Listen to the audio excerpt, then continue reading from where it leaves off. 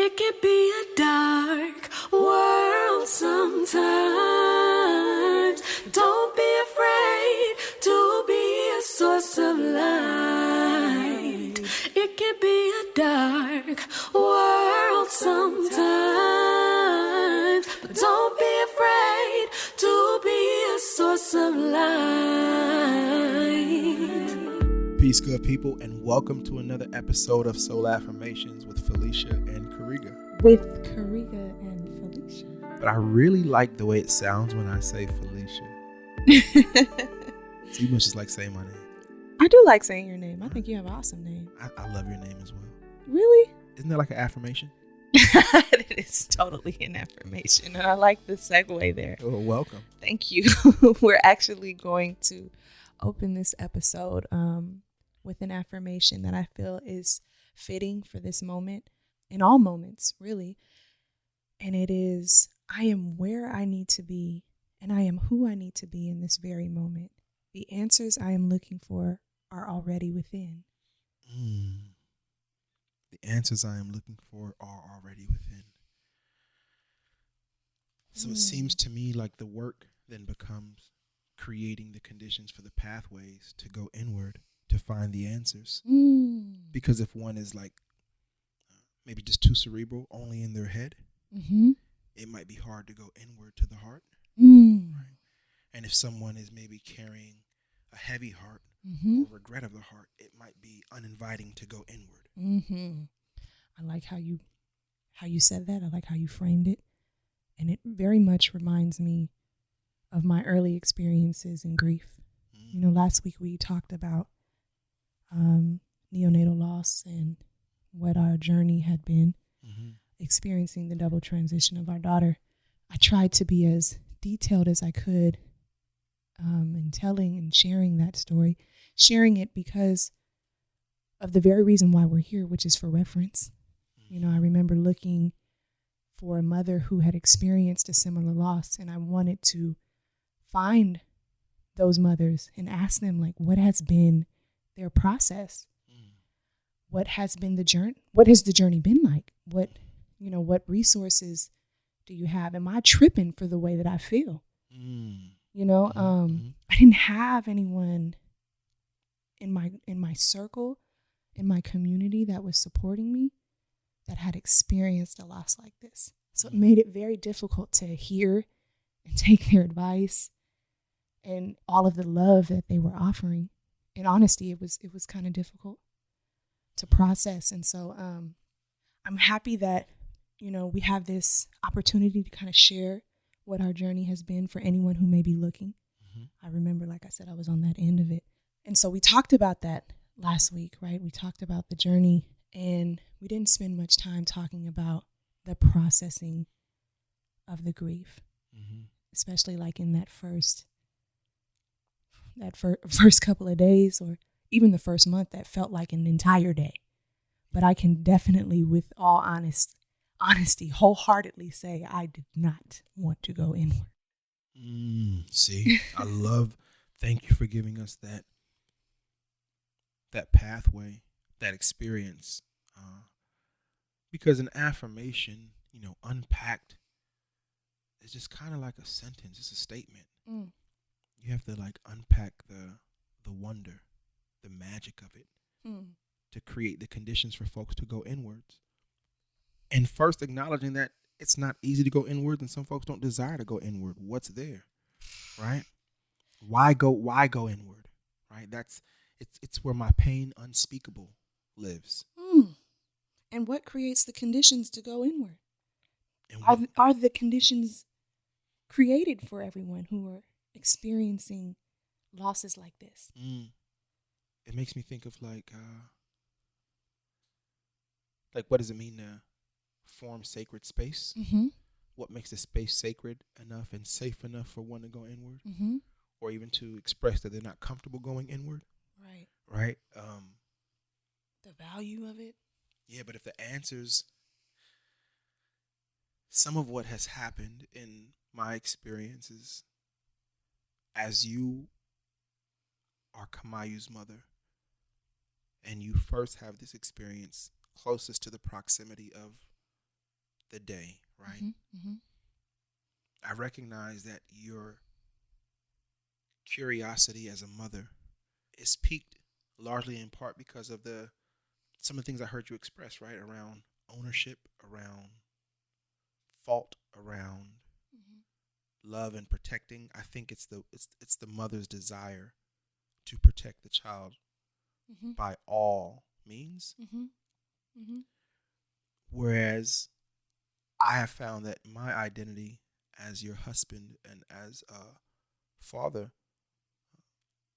September 30th, I couldn't protect you. I couldn't protect Kamaiu. There was no agency in the part of my identity that was surrounding protecting and the safety and the well-being of my family. I was unable to function in that area. There was nothing I can do. So it immediately kind of sent me in I guess that might have been the first invitation inward. Who could help me? Was nobody to save me? Wasn't nobody to change it? Wasn't nobody to stop time? There was no one present. No phone call. No brother, no father, no mentor, no mother. Not even a praying mother could save me. So therein began my journey inward. As I began to ask God, what are you requiring of me? I remember that question. What are you requiring of me? Because I don't know if I even started processing grief right away, but I started to process my reality. And I was aware that I didn't lose my mind. And I was aware that I wasn't, grabbing doctors and demanding what happened. Like all these things. But you think your response might be in the event of now context, I didn't see it coming. No one saw it coming. So there was no way to prepare for it. So there was no way to know my response was going to be because that was not the plan. But if I think about what it means for my wife to be well, for our child to be well, this was so far outside of my reach. And asking God, what did he require of me, I think was one of the first steps inward. Because get this, that message wasn't going to come through somebody else. I was going to have to be silent enough to hear. But it was incredibly complicated to hear in the same room, in the same setting, where the grief was thickest. It was hard to hear looking at your face. So there was this introduction, if you will. All right, this is wow, what a recollection of the day. So in my desiring, God, what are you requiring of me? If I could be still enough to listen, I would. But my job, my first job after protection, I'm the lead servant. So I have to make sure that I am present to take care of you. There is a medical team to do what the medical team does, but they don't have the capacity to hold you. They don't have the capacity for emotional support the way you require. So my identity became service. But how do I even begin to approach or even serve my wife, my friend from, I guess that is called childhood. We weren't adults. We were adolescents. But how do I begin to serve you when I understand the broken heart that you just experienced? What does caring for you look like? I think that was the beginning, the introduction to radical gentleness. It was, how do I use my strength to serve you with endurance in the most gentle way that I could imagine, in the most gentle way you require? Now, I want to ask you, how were you able to identify that as a next step? Which step is the next step? Caring for me with such gentleness. Because you and I both experienced this double transition. We experienced the loss together. And I was unable to take an invitation to even ask myself any questions, ask God any questions, go inward anywhere. Right? Mm-hmm. But there was something that led you to going inward. You saw the value of it. There's something that you understood about that process that allowed you to do that, one. And in doing that, decide that, okay, I am offering my wife, my partner, my friend, my childhood friend, this gentleness. Mm-hmm. There's something about it that you understood. You didn't have to do that. And I don't know if that is even a pathway of processing for most people who are experiencing grief. My experience has been previously in loss with family members. We see it all the time. There are so many things that come up. There are arguments. There are this trying to even, I'm trying to find the right words. I want to be as accurate as possible. But there's conflict that can happen amidst family members when they are experiencing a loss, and they each have their own relationship with the person that is lost, that they have lost, right? Mm-hmm. And there's this kind of weight that there's put on the relationships, and you very much had a relationship, mm-hmm. and it seems like, in my opinion, there's this comparison of what this relationship looks like that happens amongst people, and that's where like the conflict arises. It's the conflict comes from many places. Yeah. The desire to be present, the unspoken words, the finality mm-hmm. that you have to confront when someone transitions. Mm-hmm. Right? Mm-hmm. And it's so hard to reconcile that when you thought you had more moments. Maybe not even forever, but you just believe deeply you had more moments. Mm-hmm. So yeah, all these conflicts can arise in a space where there is loss. And I'm clear, right? For an example, I've heard conversations that look like, that was her husband, but that was my daddy. Mm-hmm. It'll be like that. Mm-hmm. Mm-hmm. That's what I'm trying to identify. I get it.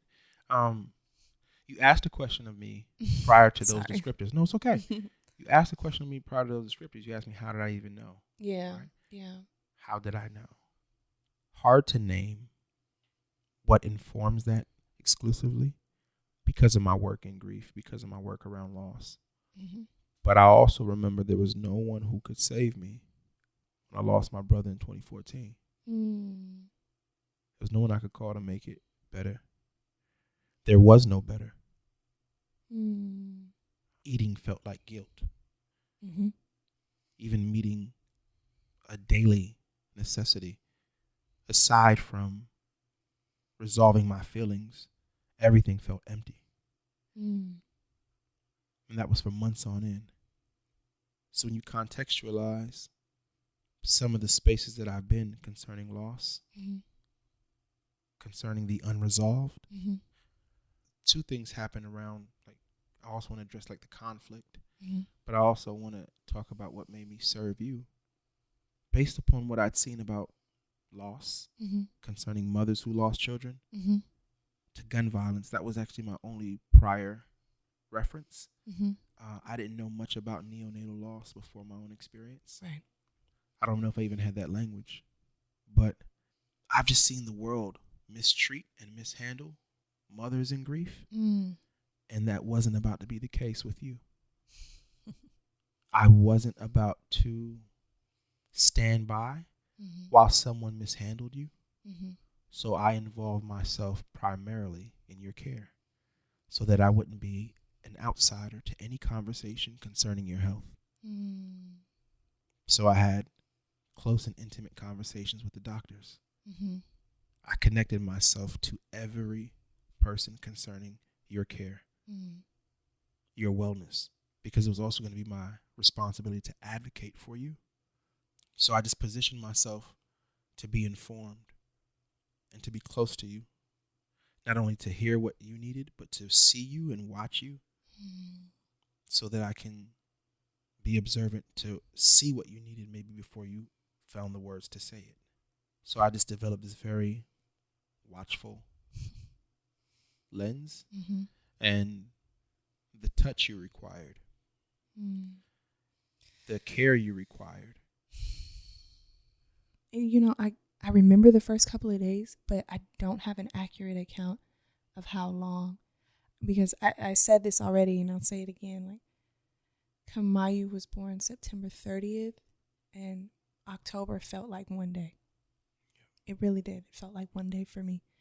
And Karega would get up long before me, but he would stay in bed until I woke. He would wait for me to rise. And to see what it was that I needed, or to be accessible for however my grief showed up in the morning, because mornings were hard. Sunsets were hard. Sunrises. The start of a new day as a reminder that the time is continuing to move on, and the end of the day as a reminder that time still knows to move on. And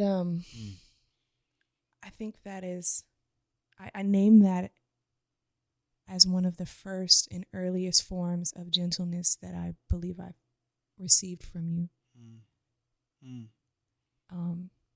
And I make note of that here for anyone else who is maybe even experiencing a loss similarly to this.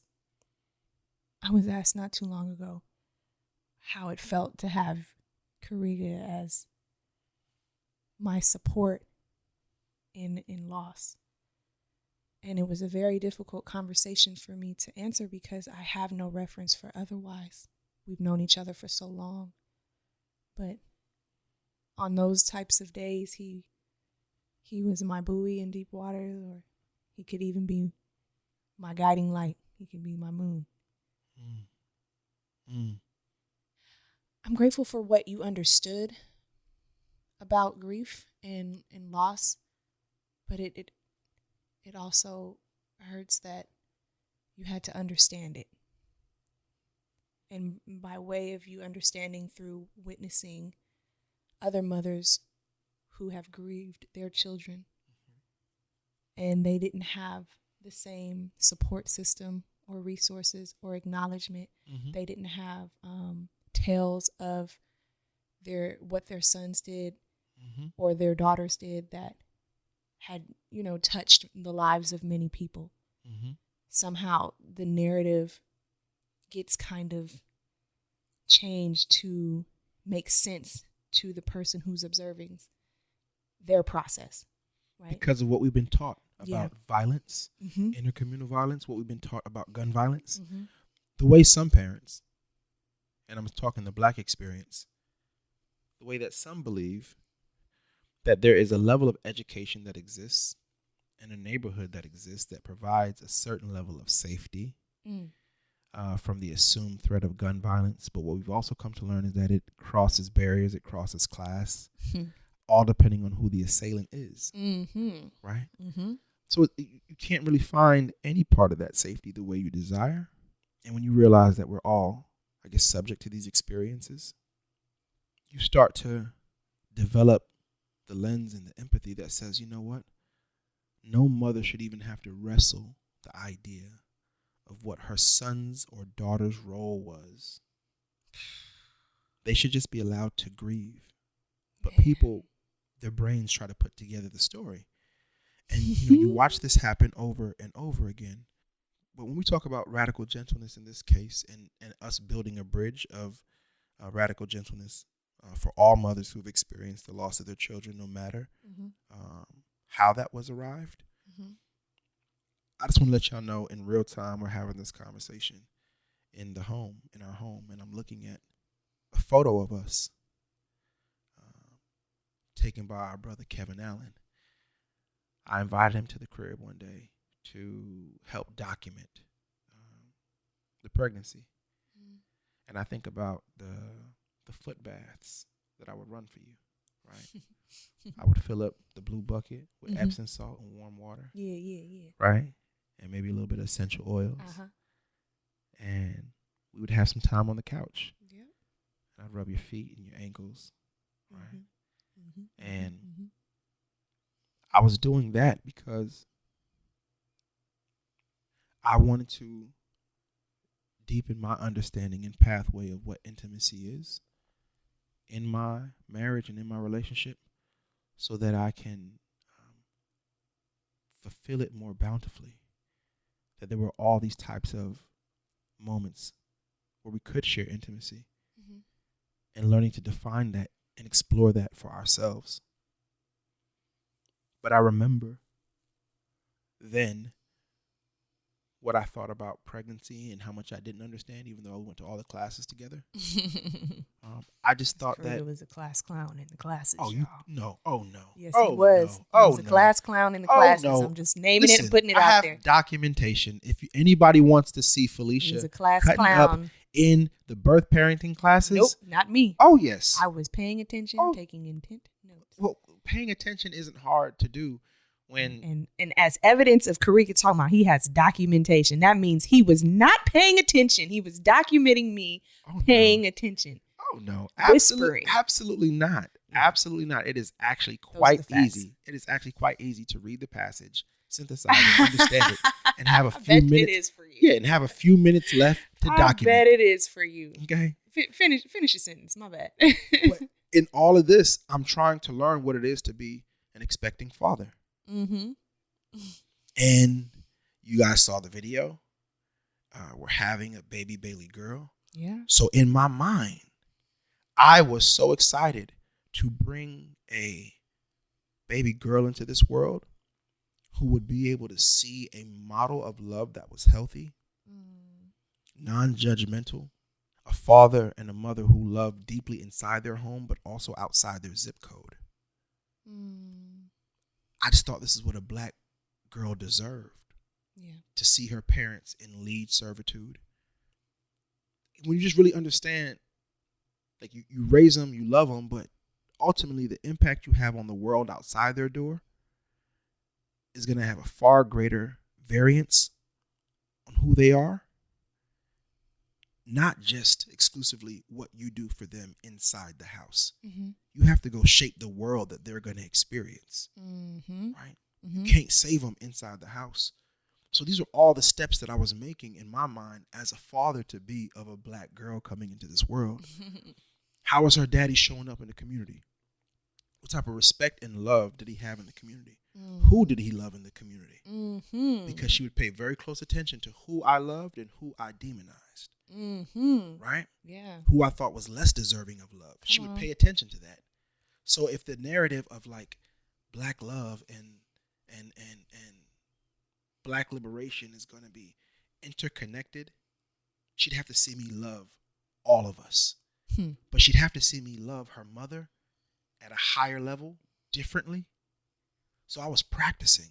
I was practicing for what I thought it would be to be Kamaiu's father. And the gentleness that I was learning during the pregnancy, I planned to continue. Yeah. But nothing continued as planned. But I knew that I was not going to replace the gentleness that I had been serving to you all through this pregnancy. That wasn't going anywhere. So I had to figure out how to evolve it, how to hold it, and how to show up for you. It was all part of my plan to be there for you in that way. That taught me the beginning. I remember how much I relied on God for wisdom to how to show up for you. It makes me think about this. When did Grandma transition? Kareem was 2014, so Grandma was 2013, right? Because she was, she was.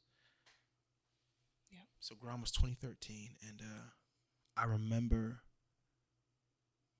when the cancer got most severe, and I was required to carry her in the wheelchair and load her in and out the car. Beautiful. And I remember using all my strength, all my size, all my might to do it as gently as I could. Think of an acrobat. They are incredibly strong, and they use every single fiber, every muscle to do this very delicate balancing act. That's what it felt like. So I used all my competencies, from caring for my grandmother caring for my brethren's mother, right? I remember coming to serve Orville and his family. Mm-hmm. It's amazing what the spectrum of life shows you. Mm-hmm.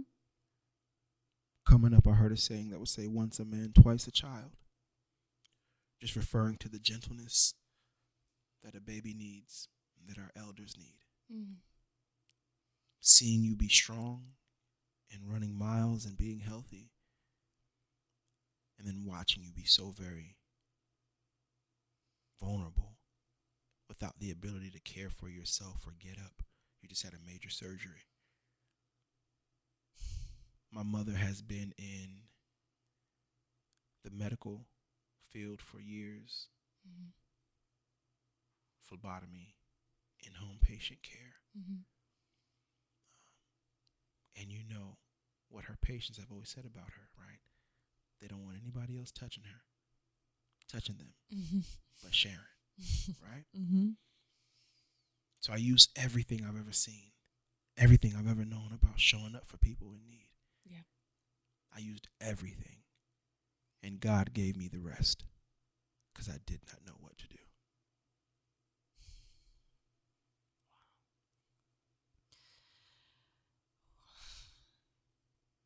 I wish I had more words in this moment for how you described what you had to offer. More than I'm grateful, more than gratitude, more than thank you, more than, man, I'm still in this moment receiving all of the words you just said. And I know them to be true, right? I'm with you. But it's something about hearing that process of understanding how you got here, and it makes me want to ask you, what does radical gentleness then look like? I love the example that you provide of an acrobat. That's such a beautiful, concrete example, I think, that we all can understand. But what does that look like in someone else's brain? Wow. Your question just provided this amazing illustration just now. Mm.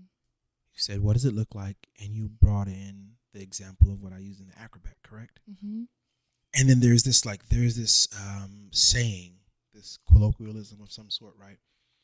It usually happens when people ain't about to do it, right? And you're like, I'm not about to jump through loops for you, right? They say, I'm not about to jump through loops, or I've jumped through loops. I've bent over backwards. Ooh, right? Come on, Riga. These are all the language people use to describe themselves of trying their most, trying their best, or what they're not about to do. Yeah. But if I'm drawing the illustration of an acrobat Mm-hmm. who do bend over backwards, Mm-hmm. who do jump through hoops, Mm-hmm. all for our satisfaction, right? Yeah. They produce this show that we find enjoyable, and it tours and it goes all over. I was absolutely willing to jump through hoops. I was absolutely willing to bend over backwards. Mm. And I think that radical gentleness looks like the art of the impossible perceived, Mm-hmm. right? What acrobats do, they defy what we thought was once possible, and they show us something new, right? Like, we never imagined that someone could do a catapult flip and land on somebody's shoulders, 5 human beings high. Mm-hmm. Mm-hmm. And then they show us that we can't. They show us that it's possible. But there's a level of dedication and practice and repetition that it takes for them to be able to perform at that level.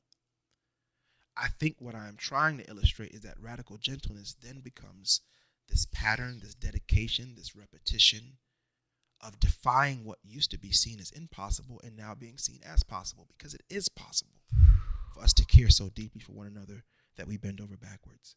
It is possible for us to care so deeply for one another that we would jump through hoops. It's possible. And there are even examples of people who are phenomenal acrobats, and they will say, my mother and my father met in this specific production, right? I don't want to call it a circus, but they met in this production. Yeah. And this child was, they were socialized under seeing these conditions, these types of flips over and over again, right? Come on, Rick. And then they also understood what the nutrition should be if one were to be that acrobat, because they have very restricted nutrition to maintain the body composition. Mm-hmm. And all I'm saying is that is the level of dedication and possible that I'm talking about when I'm talking about radical gentleness. The dedication, the repetition, the pre-work. The pre-work is your meals, what you eat. But the pre-work also informs on what you say to a mother who is grieving, because you've done some work on yourself. So the thing is, it doesn't become about your comfort. You've signed yourself up to make the world more accessible for that parent in grief. So I think there's this. Go ahead. No, I love how you painted that picture, and really I want to hone in on the part where you talked about an acrobat and one who catapults on someone else's shoulders, and then you see it again, and now there are 3 people, then there are 4, then there are 5, right? This is, for me, in my life experience, I have never seen anything like that, right? So having not seen it, I would not know that something like that could happen or even exist. My pathway of processing does not know how to understand that, right? But rather than use just my brain based on my experiences that tells me that that is not possible, when in fact it is possible, I love how you put that together, because I think that's what's happening in our heads, right? It's this cognitive pathway of processing that leads us to certain choice behaviors, right? Whether we say something with compassion or we say something with comparison, right? It is preceded by our beliefs and our perceptions of things, and how we've been socialized, what our experiences have looked like growing up in different milieus. All of these things inform whether I am choosing to be compassionate or if I'm choosing to compare. It's so easy to do it. Yeah. You know, and for me, as I'm listening, it's not even a judgment on folks who were not able to see my story with compassion or someone else's and offer a comparison rather, or it's so natural for our brains to do this kind of work. But I love the example that you just gave, because it's evidence of, just because it didn't follow in our cognitive pathway, right? In our experience of living, breathing, being in the places that we have, and and shaping our beliefs and our efficacies, and even how we others perceive us, You're naming something really key, insofar as we leave room to remember, to understand. We need room to remember, to understand that there are experiences that we have not yet seen, nor do we understand. We just have to remember that there is this sliver of life that we have not seen or understand. But it doesn't mean it's impossible or has not happened. Yeah. And when we are connected, stories like this live, and it begins to produce in someone's head, their heart, the possibility of what we're talking about.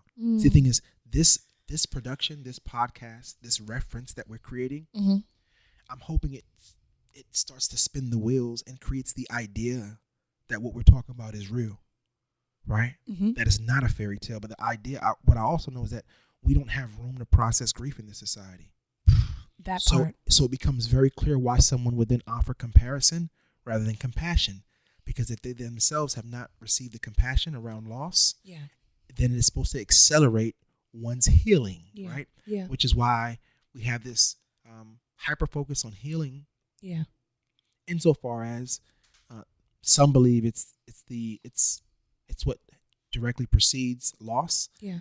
And then you have experts on healing. Yeah. Right. But we see this acceleration toward healing because there has not yet previously been space made for people to stay in their grief because there have not been those conditions.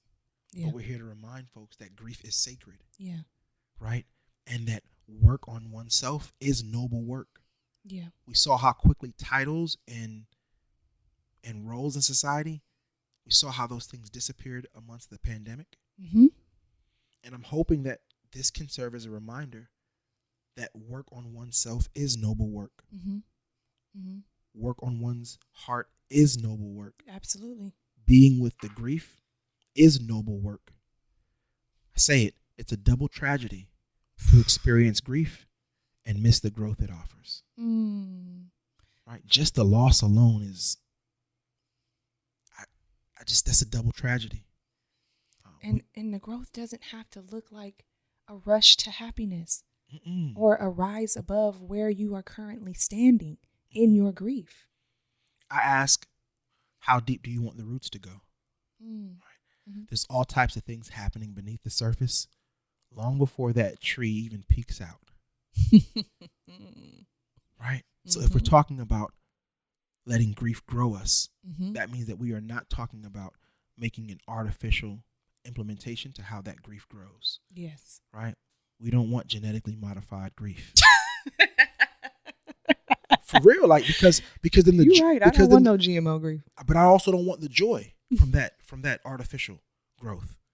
I don't want to reach on the tree and pull off an artificial piece of joy.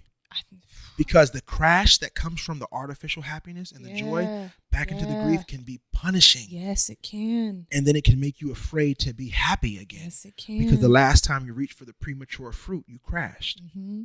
However, I like to subscribe to the part of Isaiah when it talks about beauty for ashes. But my favorite, I think, my favorite portion though, for real, is the oil of joy for the morning. The oil of joy. When I found that, because everybody kept telling me beauty for ashes. That kept happening all over social media. And I kept rejecting it because I'm like, this don't feel beautiful yet. Yep. Right? And really quick, and don't lose your thought, but that is what some of the comparison had looked like, right? Because that may have worked for you as you were trying to understand what it was that we just experienced. Yeah. Rather than make room for what our experience was. That's what I want to name. Go ahead. Comparison. So you gave me a quick scripture, right? Because that's what was given to you in the path of your grief, right? Yes. But what I'm saying is, no, see, I already prayed and I already was reading. So that scripture is not working for me. And that one particularly, the one that y'all all keep offering, I don't want it, right? So keep it. But I went on to read for myself. And the very next scripture that followed was the oil of joy for mourning. And I said, that's more like it for me. Because I know what it is to be pressed. Right? Pressed on all sides, but not crushed. So the little bit of joy that I experience whenever it comes, I welcome it because I know that I've been pressed. And it's just a little bit of joy. It's a little bit of oil. But you know, the oil, when it's saturated, when it's good, you can do a lot with it. So this is like the pathway. I do want you to, there is something from there that I want you to pull. But before we get there, I want to say, I'm now like, because of your questions, I found cognitive pathways that I have not explored. And I think back to, listen to this, y'all, and imagine like the dance that's happening between Felicia and I. See if I can paint this real quick. She has faith. I married her. She already knew God for herself. If y'all saw the Black Love episode, y'all know that I had to go to church to see her. And I was ready to tell her, God, and her mom, look, we're going to have to do this some other way. Because I already been to church 3 times this week. I knew church for sure. But I already went to church 3 times this week trying to see this girl. So, but she had her own faith. She had her own experiences. And she could ask God whatever question she wanted. And God would not be intimidated by her questions. And if you know Felicia, she asks good questions. Me, on the other hand, in that loss, you know, that conflict that you talk comes about around loss that we've seen happen in families? Yeah. I remember on day one, I told the devil, there's nothing here for you. Nothing. This ain't got nothing to do with you. If you think that my loss is about to have you pull up in a room beside me and start asking questions to make me deviate, because I've already seen the deviation.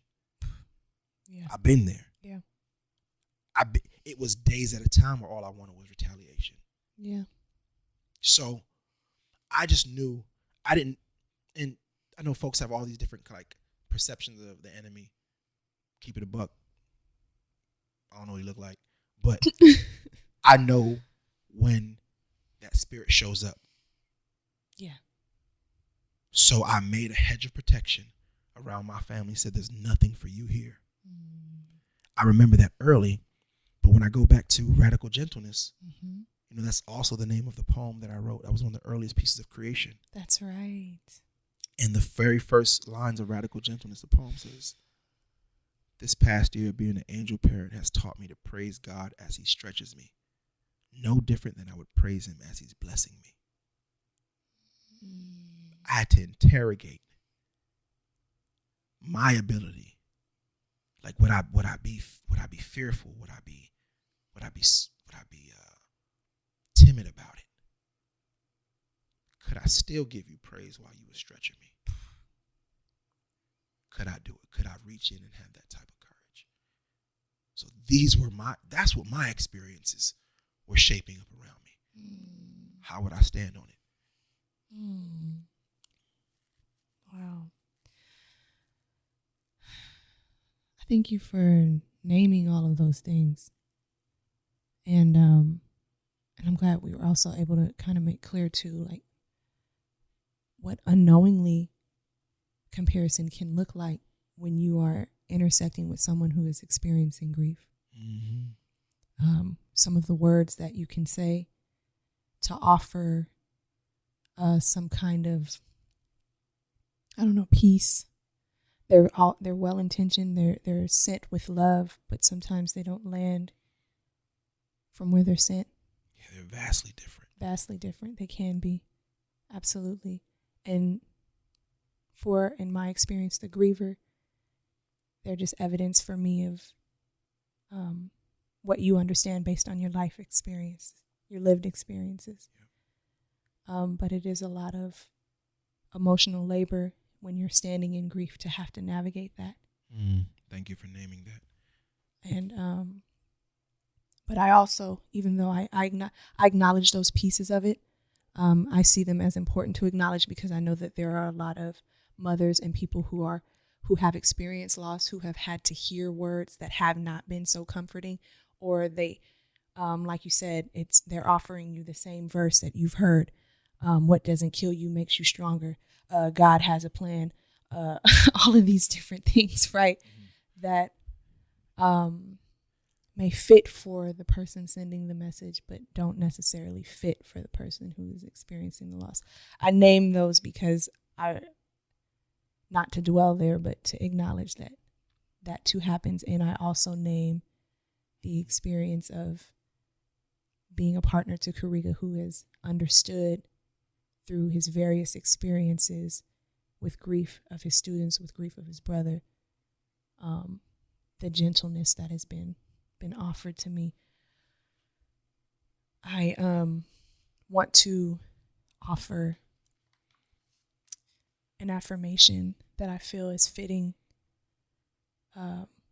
to this process of accessing the radical gentleness that we all may not have necessarily seen practiced on us, but it does exist. It is a real thing.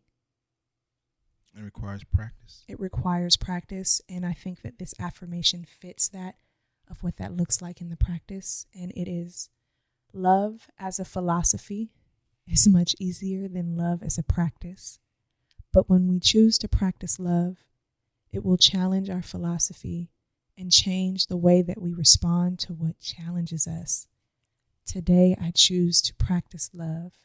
If you have your soul affirmations text, I'm going to ask you to turn to page 16. Wow. Turn to your neighbor, tell him it's page 16.